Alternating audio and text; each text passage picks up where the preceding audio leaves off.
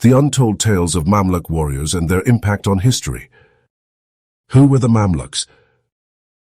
Among the most formidable warrior classes in history, the Mamluks emerged as an elite military force that ruled Egypt and parts of the Middle East for centuries. Unlike conventional rulers who ascended through dynastic inheritance, the Mamluks were slaves, turned soldiers who overthrew their masters to establish a military aristocracy that shaped the political and military landscape of the medieval Islamic world. From the 13th to the early 16th century, the Mamluks not only repelled invaders like the Mongols and the Crusaders, but also built a sophisticated governance system that left a lasting imprint on the region. Their rise to power, military prowess, and eventual decline present one of the most fascinating yet often overlooked chapters in history. Origins: the rise of slave warriors. The word Mamluk, Arabic Mamluk, means owned or possessed, reflecting their origins as slave soldiers.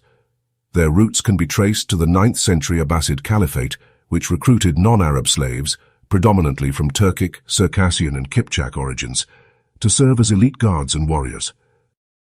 The Ayyubid connection.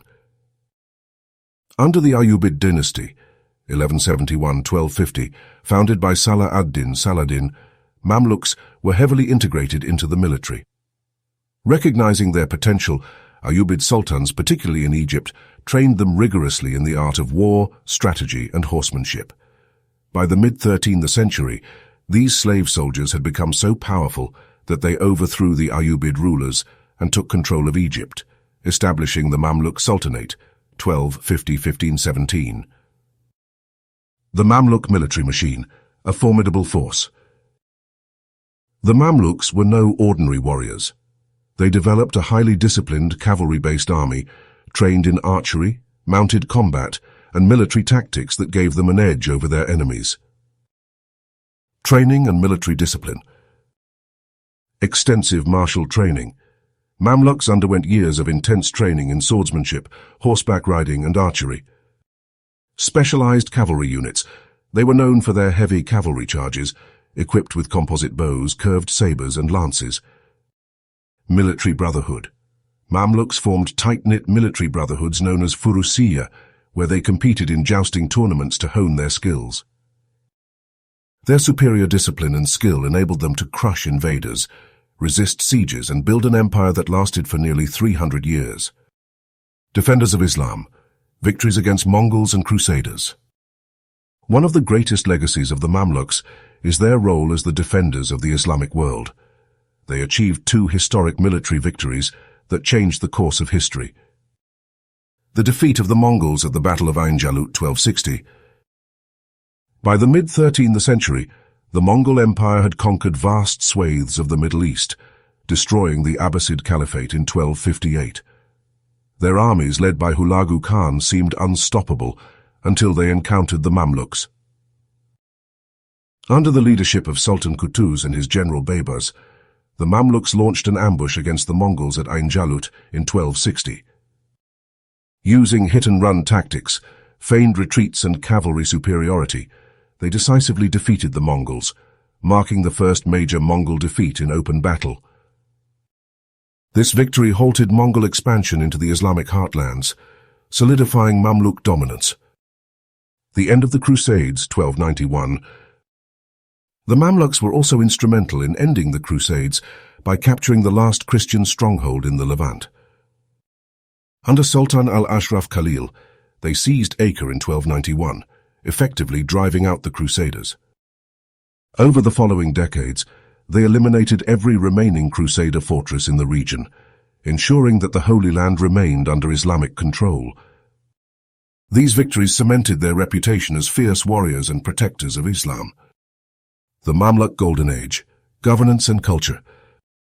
Beyond the battlefield, the Mamluks established a flourishing civilization in Egypt and Syria. Architectural marvels.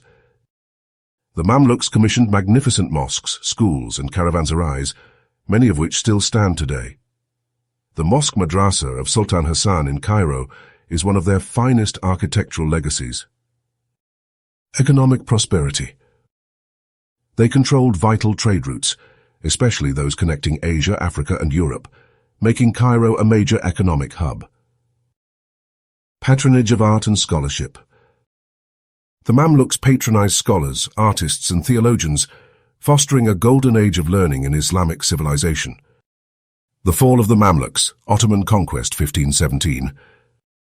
Despite their military strength, the Mamluks were unable to withstand the rise of gunpowder empires like the Ottoman Empire. In 1516 to 1517, Sultan Selim I of the Ottomans invaded Mamluk territory. The Ottomans, armed with superior artillery and firearms, defeated the Mamluks at the Battle of Majd-Dabik, 1516, and the Battle of Ridania, 1517.